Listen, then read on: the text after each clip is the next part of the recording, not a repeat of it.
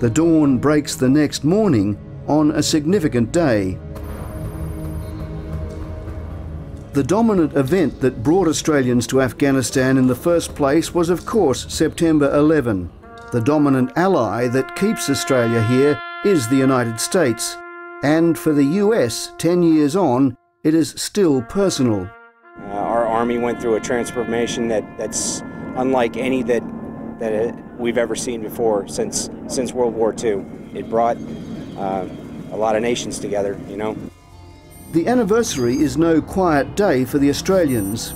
Out in the Char-China Valley, the sniper teams are already secreted as part of a large Afghan National Security Force push to clear the valley of Taliban.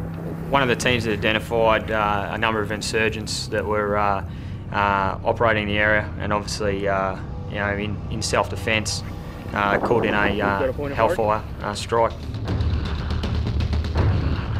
An unmanned US drone locks on the target and releases. Once launched, soldiers spot children moving into the area. That's when the teams on the ground identified children had actually moved into the engagement area, and that's when we made the call to pull that rocket off station and put it into a safe area.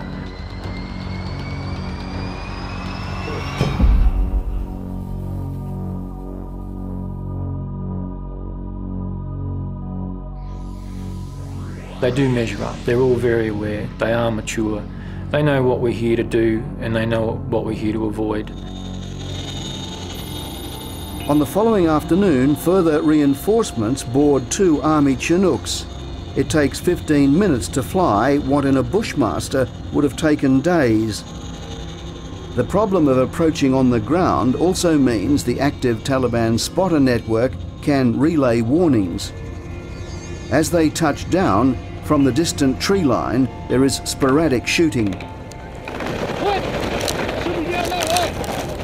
And obviously just prior to them hitting the deck, we had like multiple RPGs and RCLs sort of landing in and around the helos at that time.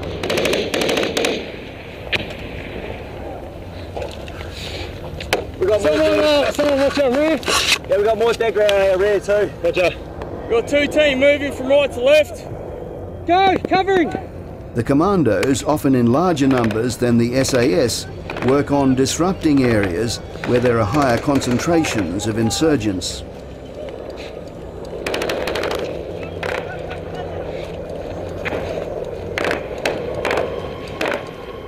Yeah, children moving left to right.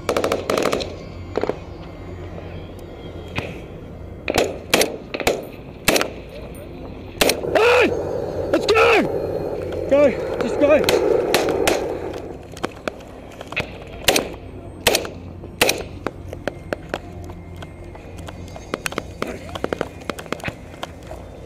They certainly move out to the periphery areas that we've found rather than remaining in the area to attempt to try and deny us from carrying out our mission.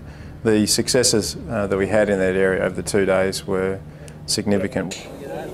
Enemy KIA. One enemy KIA on his Yep. The commandos have been in the Char-China Valley now for 2 days. With local Afghan forces and the Incident Response Regiment, they search largely empty compounds. Joe, the explosive detection dog, hunts for caches of weapons and hidden mines. Nothing phases him, which is good. Most of our dogs need to be fairly bold. To the SASR and commandos, the Incident Response Engineers are brothers in arms. But IRR was out there in front of us every day. Never rest, like always clearing the way for us. You know, we're out there actively seeking the enemy.